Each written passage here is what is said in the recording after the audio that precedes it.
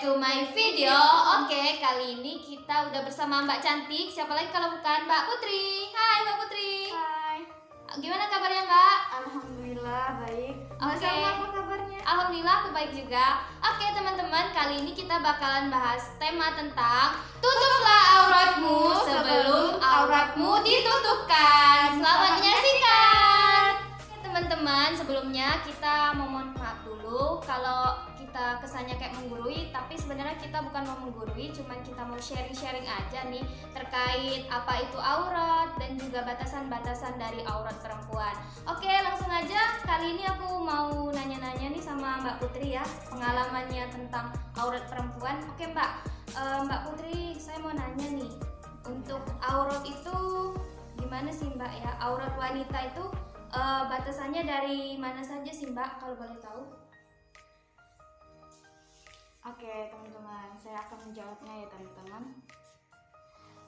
Aurat wanita itu ya dari atas kepala sampai ke ujung kepala kecuali ya telapak tangan sama muka teman-teman. Yang dimana dalam hadis Abu Daud nomor 3580, wahai Asma, sesungguhnya wanita yang telah haid tidak layak baginya terlihat dari tubuhnya kecuali ini dan ini. Ya ini dan ini itu ya telapak tangan sama muka. Nah ya teman-teman, batas aurat perempuan itu ya kita harus menutupi khimar kita ya dari atas kepala hingga ke dada, dan jilbab kita dari ya harus menutupin tubuh kita sampai ke mata kaki teman-teman. Terus itu ya teman-teman, diingatkan kembali kalau kaki kita atau telapak kaki kita itu ya itu termasuk aurat kita ya teman-teman. Nah dan teman-teman, batas ini juga kita harus lihatin, ini juga aurat kita ya teman-teman. Nah untuk pakaian kita itu ya harus longgar teman-teman, nggak boleh tipis dan nggak boleh transparan, nggak boleh ngelekuk tubuh kita ya teman-teman. Oke, luar biasa sekali ya Mbak. Oke Mbak Putri, sekarang aku mau nanya nih Mbak, apa sih Mbak perbedaan antara himar dan jilbab? Bukankah himar dan jilbab itu sama-sama digunakan di kepala ya Mbak? Dan juga itu kan untuk menutupi rambut. Apakah ada perbedaan Mbak antara keduanya? Bisa jelasin nggak Mbak? Oke, pertanyaan yang bagus ya teman-teman. Diingatkan kembali, kami bukan untuk menggurukan, tapi kami membagi ilmu yang kami dapatkan. Ini ya teman-teman, diingatkan kembali, apa sih perbedaan khimar sama jilbab? Padahal kan sama-sama menutupin kepala, menutupin aurat, menutupin rambut. Oke teman-teman, diingatkan. Ternyata teman-teman, kita itu sekarang tuh kayak salah mengartikan ya teman-teman. Kalau khimar itu sama jilbab tuh ya berbeda ya teman-teman. Kalau khimar ya untuk di kepala, ini khimar batas dada kita menutupinya, dan jilbab itu ya seperti gamis yang kita pakaikan sekarang ya teman-teman. Yang dimana pengertian dari khimar atau kerudung yang kita biasanya sebut ini tuh ya terdapat dalam terjemahan Quran surat An-Nur ayat ke-31 yang bagaimana, katakanlah kepada wanita yang beriman, hendaklah mereka menahan pandangannya dan memelihara kemaluannya, dan janganlah mereka menampakkan perhiasannya kecuali yang biasa nampak daripadanya, dan hendaklah mereka menutupi kain kudung ke dadanya. Nah kain kudung itu ya ini khimar, kain kudungnya kita pakai sekarang yang dari atas sampai ke nutupin dada teman-teman. Nah terus perbedaannya dengan jilbab, ya jilbab itu ya gamis yang kita pakaikan sehari-hari ini, yaitu namanya jilbab teman-teman. Yang dimana yang dimaksud dengan gamis itu sudah dijelaskan juga ya teman-teman dalam terjemahan Quran surat Al-Ahzab ayat 56, yang mana artinya, hai Nabi, katakanlah kepada istri-istrimu, anak-anak perempuanmu, dan istri-istri orang mukmin, hendaklah mereka mengulurkan jilbabnya ke seluruh tubuh mereka. Ya seperti kita sekarang, ke seluruh tubuh kita ya, dari sini ya teman-teman, dari leher kita ke sini ke mata kaki kita ya teman-teman. Itu wajib yang sudah dijelaskan dalam Quran surat Al-Ahzab ayat ke-59 ya teman-teman, dan kita tidak boleh menolaknya ya teman-teman. Dan teman-teman, ada definisi jilbab juga. Menurut Ibnu Katsir mengatakan bahwa jilbab adalah pakaian rangkap di atas kerudung serupa baju kurung sekarang. Ya, baju kurung itu ya baju yang tidak ada sekat-sekatnya, langsung kayak jubah, kayak gamis yang kita pakaikan, ya itu ya teman-teman. Terus menurut Ibnu Hamzah berkata, jilbab dalam bahasa Arab yang dinyatakan oleh Nabi Shallallahu Alaihi Wasallam ialah busana yang menutupi seluruh badan dan tidak hanya sebagainya. Ya, dia menutupi seluruh badan itu maksudnya itu ya seluruh, tidak ada tak kecuali. Misalkan contohnya ini, kalau kecuali itu kayak baju yang kita, baju lengan panjang, baju kemeja ya, itu kan menutupnya cuman dari sini sampai ke pinggang kita kan biasanya, ya itu namanya kemeja. Itu tidak disebut dengan gamis dan bukan pakaian kita dalam Islam, kayak bukan pakaian wanita dalam Islam kayak gitu ya. Terus kalau menurut Ibnu Mas'ud radhiyallahu anhu berpendapat seperti kain penutup atau serupa pakaian yang lapangan yang dipakai oleh wanita-wanita bangsa Arab, berupa tutup kepala yang meliputi seluruh pakaian. Nah, ini kali-kali lagi nih udah teman, dia seluruh pakaian, seluruh dari kita sampai ke kaki ya teman-teman.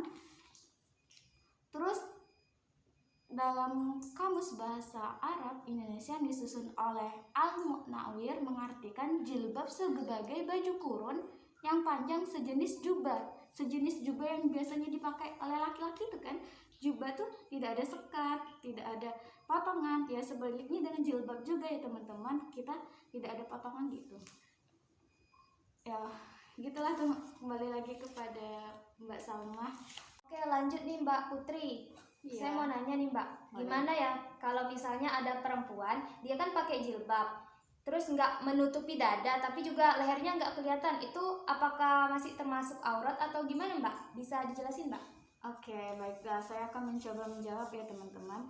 Oke teman-teman, kan sudah dijelaskan dalam surat An-Nur ayat ke-31 tadi, yang dimana katakanlah kepada wanita yang beriman, hendaklah mereka menahan pandangannya dan memelihara kemaluannya, dan janganlah mereka menampakkan perhiasannya kecuali yang biasa dilihat, yaitu wajah sama telapak tangan. Dan hendaklah mereka menutupi kain kudungnya ke dadanya, ya harus sampai ke kain kudung, harus sampai ke dada. Jilbab tuh harus pakai ke dada. Nah, terus itu kita itu nggak boleh kayak toleransi kayak nggak apa-apa kok leher juga nggak kelihatan, padahal itu nggak boleh teman-teman. Kan sudah dijelaskan dalam surat An-Nur ayat ke-31, kita tidak boleh kok menentang. Ini sudah jelas loh, ini dari Al-Quran, dari Allah SWT yang sudah memerintahkan kita. Toh kita sebagai manusia kenapa harus melarang perintah Allah, dan kita kayak nggak mau menuruti apa yang Allah perintahkan kayak ini. Ya itu masih tetap aurat ya teman-teman. Kan sudah jelas dalam surat An-Nur tadi ya teman, tidak boleh ditentang dan tidak boleh ada toleransi ya teman-teman. Oke, itulah Mbak Salma. Oke, terima kasih Mbak Putri. Kita lanjutkan ya Mbak. Mbak Putri lanjut nih. Gimana sih Mbak kalau misalnya ada perempuan itu kayak katanya dia udah pakai jilbab, tapi pakaiannya kayak telanjang, itu definisinya kayak gimana Mbak? Bisa dijelasin nggak Mbak?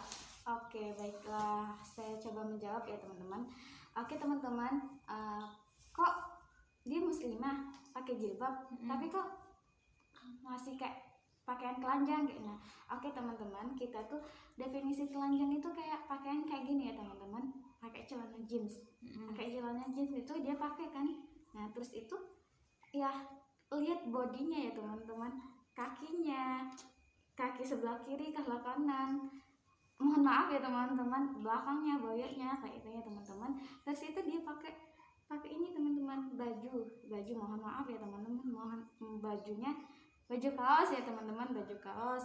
Terus itu mohon juga maaf ya teman-teman, agak ketat kayak agak melihat lekuk tubuhnya kayak Terus itu tetapi dia pakai jilbab ya teman-teman, masih pakai tangan panjang, baju panjang, celana panjang juga, dia pakai jilbab ya teman-teman. Akan tetapi dia masih kayak telanjang. Itulah ya teman-teman, percuma kayak kita walaupun dia pakai pakaian, pakai baju, kita masih terlihat lekuk tubuh mereka ya teman-teman, masih lihat bodinya, masih lihat lekuk tubuh bohai kayak mana gitu ya teman-teman. Ya itu gimana ya teman-teman, kita aja yang pakai aurat sudah menutupi itu masih, cowok-cowok tuh masih punya hawa nafsu ya teman-teman, apalagi yang, mohon maaf ya sekali lagi, kita yang pakaian seperti itu ya teman-teman, itu sangat merugikan kita sendiri kayak teman-teman. Kita Islam itu sudah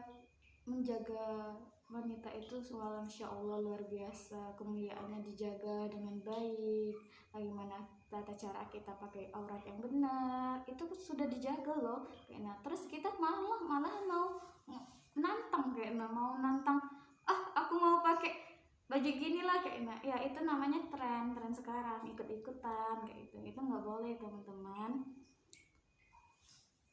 Nah, luar biasa sekali yang disampaikan oleh Mbak Putri tadi ya, tentang definisi wanita yang pakai jilbab tapi kesannya kayak telanjang gitu ya. Oke, lanjut nih Mbak, mungkin dari teman-teman udah cukup paham ya, mungkin ada juga dari teman-teman nih yang pengen tahu apa sih Mbak sebenarnya keutamaan dari menutup aurat, bisa dijelasin Mbak? Oke, baiklah teman-teman, saya coba menjawab ya teman-teman, mohon maaf ketika ada salah kata-kata atau perbuatan ya teman-teman. Nah teman-teman, apa sih keutamaan kita menutup aurat? Itu banyak sekali ya teman-teman. Kayak definisinya kayak perumpamaan kayak itu menutup aurat dengan yang tidak menutup aurat. Perumpamaannya itu seperti permen yang masih dibungkus sama permen yang sudah dibuka. Ini jauh perbedaannya.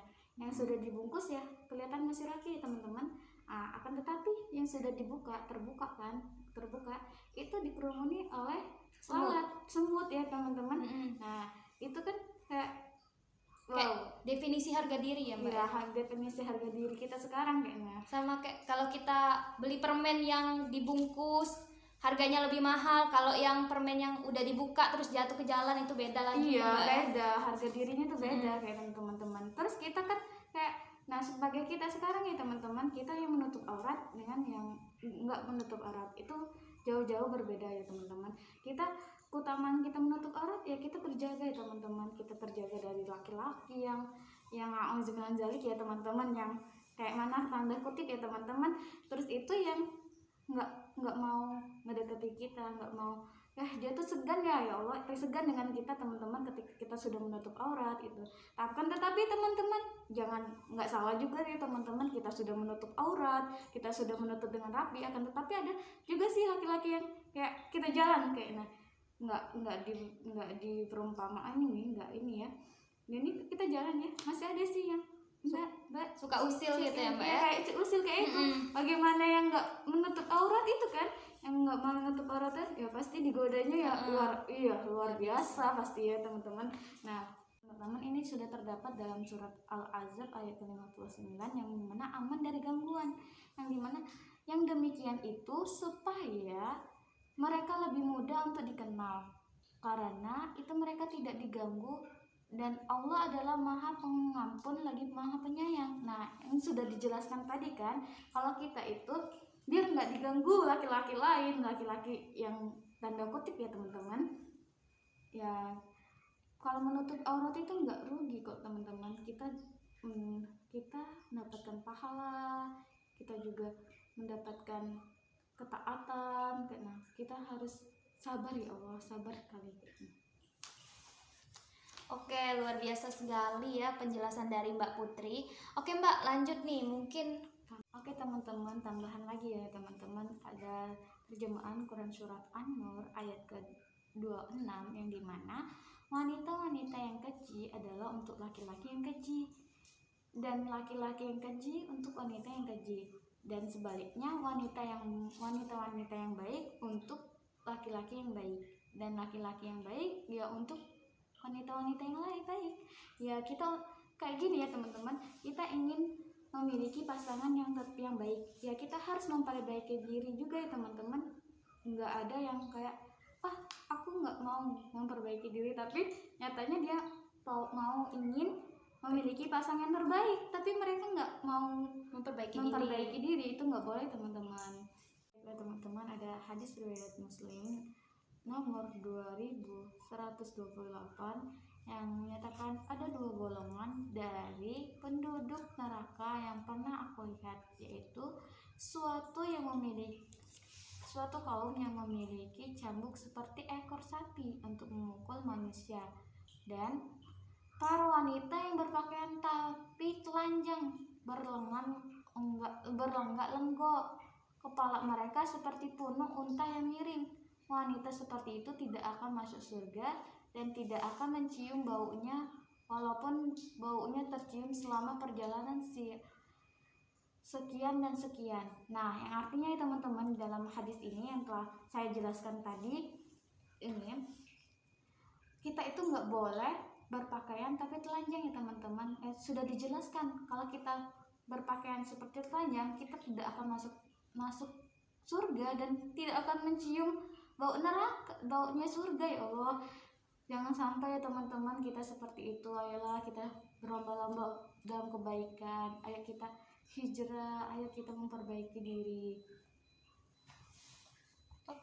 Oke Mbak Putri, tadi kan udah Mbak jelasin nih terkait aurat, batasannya, terus keutamaannya. Nah sekarang aku mau tanya nih Mbak, gimana sih Mbak pengalaman pertama kali Mbak tahu tentang batasan-batasan aurat? Terus ada nggak sih Mbak rintangan-rintangan yang mungkin sulit banget buat Mbak waktu pertama kali hijrah, terus menutup aurat sampai sempurna itu gimana sih Mbak? Bisa dijelasin Mbak? Oke, pertanyaan yang luar biasa ya teman-teman. Oke, untuk pengalaman pertama kali kami menutup aurat ya Allah, kalau enggak, janganlah kalian tuh terlambat untuk menutup aurat, janganlah sampai terlambat. Kami pun merasanya sudah terlambat kayak gitu. Kemarin tuh selama ini kemana aja kayak gitu, baru tahu kayak gitu ya teman-teman. Nah pas ini kan waktu pertamanya itu kan waktu SMA ya teman-teman. Nah SMA kelas 12 lah ya kalau nggak kelas 11 gitu kan. Nah itu kan ya pertama-tama masih SMP kan, SMP ke SMA tuh ya nutupi aurat ya nutupin sekedar kayak yang aku ceritain tadi kan, kayak masih telanjang, masih pakai kaos, masih pakai celana, tapi menutupin jilbab ya itu karena belum begitu memahami ya Mbak ya? Belum begitu memahami kayak belum ngerti, belum ada sakofa Islam yang masuk ke kami kayak gitu ya. Terus yang kami tahu itu cuman kayak ibadah aja sudah, sholat aja sudah kayak gitu ya, pakai jilbab udah gitu ya, pakai jilbab ya udah kayak gitu ya. Terus itu nggak tahu kayak sholat sudah, puasa sudah, nutupin aurat itu sudah, padahal kan itu nggak boleh ya teman-teman. Nah pas itu kan ya Allah, itu ada ya teman-teman, masih ingat ini sahabat kami itu kan kami berempat ya teman-teman. Nah dia tuh kan sudah duluan hijrah, mengenal lebih dalam kayak sakofa Islamnya masuk tuh lebih awal. Nah masya Allah ya teman-teman, dia tuh selalu ngajak kami ke kajian. Terus itu kami nah pas itu kami tuh ikut ya teman-teman, kami ikut. Dan nah di sana tuh ngejelasin ya teman-teman tentang permasalahan remaja sekarang, yang seksual, yang kenakalan remaja. Terus itu yang hari keduanya tuh tentang ini yang Mbak Salma tuh tentang auratnya perempuan ya teman-teman.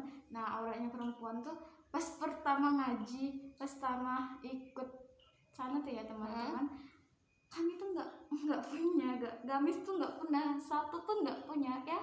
Itulah teman-teman, cuman punya baju biasa, baju kayak sekarang ini lah, baju kemeja, baju kaos cuman gitu ya, kaos kayak gitu ya teman-teman. Terus tiba-tiba juga gamis lah, kok kayak aneh gitu ya, kayak aneh gitu, nggak pernah kan. Jadi pinjam ke bibi kemarin, bibi pertama kali itu pinjam kan, sudah pinjam juga kaos kaki. Terus itu kan katanya menutupi aurat yang sudah kami jelasin tadi ya. Nah kami nggak punya gamis sama sekali teman-teman. Jadi setiap 2 hari 3 kali ke kajian itu ya pinjam ya teman-teman ya. Ngerasa minder ya teman, ya Allah, kayak diri ini telah jauh kayak cuman mengenal sebatas itu aja kayak teman-teman. Terus kan pas itu ya teman-teman, nah ketika itu Putri itu alhamdulillahnya juga ya teman-teman, keluarga kami itu ngedukung, nggak terlalu kayak ngekang, kayak nggak terlalu ini kan. Waktu itu kan nggak terlalu banyak gamis ya. Nah terus itu bapaknya kami tuh ya, apa kan itu nemenin kami tuh untuk belanja, beli baju gamis, beli kaos kaki, beli jilbab. Nah itu dibeliin sama mereka. Masya Allah nih, ya Allah, luar biasa, butuh perjuangan sampai sekarang kayak gitu teman-teman. Terus gini ya teman-teman, jangan sampai lah teman-teman kita terlambat, karena tidak ada kata-kata terlambat sih yang sebenarnya untuk kita berubah. Sekarang ayolah berubah kayak kita tuh harus berubah yang lebih baik, jangan terpuruk di sana-sana lah ya teman-teman. Nah ya teman-teman, yang kami dapatkan dari sekarang itu ya teman-teman, ternyata Islam itu tidak mengajarkan kita tentang agama saja ya teman-teman, tapi Islam itu kan kita kan tahu Islam itu mengajarkan hubungan kita dengan Allah, hubungan kita dengan Allah itu kan ibadah ya teman-teman, ibadah, puasa, zakat kayak itu ya teman-teman. Terus itu hubungan kita dengan diri manusia, hubungan kita dengan diri kita sendiri, hubungan kita dengan manusia ya, kayak interaksi kita dengan lawan jenis, kayak itu kan diatur juga dalam Islam. Terus itu hubungan kita dengan diri kita sendiri, seperti bagaimana cara kita makan, kita nggak boleh makan yang haram, kita harus makan yang halal, karena kita harus menutup aurat secara sempurna. Adab-adab kita dengan teman kayak gimana, tata cara kita makan gimana, itu sudah diatur dalam Islam. Masya Allah, Islam tuh sangat luar biasa ya teman-teman. Ayolah teman-teman, kita insya Allah bisa kok teman-teman menjadi lebih baik. Ya gitulah Mbak. Tantangan yang pertama kali menutup aurat itu ya teman-teman, ya kita pakai gamis ya teman-teman, pakai gamis, pakai khimar. Terus itu kan kayak ya pasti ada yang berbeda lah dari kita kan, berubah kayak Terus adalah teman-teman kan balik ke rumah kan teman-teman. Nah balik ke rumah itu kayak orang tuh asing ya teman-teman, ngelihat kita aneh gitu kayak ya? Gitu aneh, kok pakai kaos kaki, pakai gamis, pakai khimar. Terus mereka tuh ngelihat nih kayak ini teman-teman, kayak aneh gitu. Kita tuh kayak terasing, kayak asing dari di sana kan. Nah terus itu kita itu pernah sih teman-teman, pernah juga ada orang yang ngatain, kok mau make gamis kayak ibu-ibu, kayak emak-emak, kok kan masih muda pakai ini aja. Ya Allah teman-teman, itu dikatain emak-emak itu adalah tantangan kita ya teman-teman.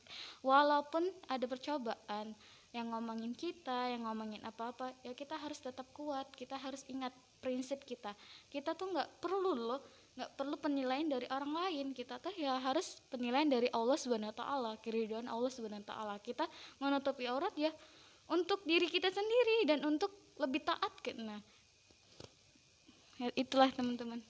Oke, luar biasa sekali ya, itu dari Mbak Putri tadi udah dijelasin. Jadi kesimpulannya teman-teman, kita itu harus berusaha menutup aurat dengan sempurna. Jadi kita juga harus memahami ya tentang Islam lebih dalam. Jangan cuman kita taunya gimana sholat, gimana puasa. Kita juga harus memahami gimana sih tata cara menggunakan pakaian yang baik dan benar menurut Islam. Oke teman-teman, sekian dari saya. Oke teman-teman, ya kita itu harus berislam tuh ya secara kafah, secara menyeluruh, jangan setengah-setengah, jangan seperti Islam prasmanan. Apa sih Islam prasmanan itu? Islam prasmanan itu yang kayak gini ya teman-teman, tahu kan ya teman-teman, yang ada di kondangan, kita kondangan nikahan gitu kan. Nah prasmanan kan kita mau makan, ya kita mau milih makanannya yang kita suka aja kayak nah itu nggak boleh dalam Islam. Kita nggak boleh ngambil apa yang kita mau saja. Contohnya kayak gini teman-teman, sudahlah aku sudah sholat, sudahlah aku nggak mau pakai menutup aurat secara sempurna, aku nggak mau kayak nah. Terus itu nggak boleh ya teman-teman. Itu kita kayak nggak berislam tuh nggak secara kafah tuh ya secara menyeluruh. Apa aturan Islam yang ada di yang sudah diterapkan dalam Islam ini ya sudah tercantum, kita tuh harus ngambilnya secara utuh, secara sempurna, nggak boleh setengah-setengah, nggak boleh ya teman-teman. Oke teman-teman, itulah dari kami. Oke, itu dia teman-teman, luar biasa sekali ya dari Mbak Putri sharing section hari ini. Jadi intinya kita tuh harus belajar ya Mbak. Kalau kita nggak tahu, kita nggak paham, kita bisa belajar, kayak ikut kajian-kajian, yang tentunya kajian yang baik ya Mbak, yang positif. Nah, dari sini kita paham kan kalau misalnya kita sebagai seorang muslimah itu harus menutup aurat sebagaimana yang telah diperintahkan dalam Al-Quran dan hadis. Nah, jadi Mbak, kita juga harus belajar ya Mbak. Kalau kita nggak tahu, kita nggak bisa, kita bisa belajar dari banyak, dari teman, dari keluarga, dari kajian-kajian juga ya Mbak ya. Oke, terus Mbak tadi kan juga udah bilang tuh, yang saya tangkap tadi ada sedikit kata Mbak tadi, wanita yang baik untuk laki-laki yang baik dan sebaliknya. Nah, jadi kalau misalnya teman-teman pengen dapetin jodohnya yang baik ya tentunya dari teman-teman sendiri juga harus berubah gitu ya. Oke, itu dia tadi video dari kami, semoga bermanfaat. Jika ada kurang dan lebihnya dimohon maafkan. Lebih dan kurangnya kami mohon maaf. Kepada Allah kami mohon ampun. Wabillahi taufik wal hidayah. Wassalamualaikum warahmatullahi wabarakatuh. Terima kasih.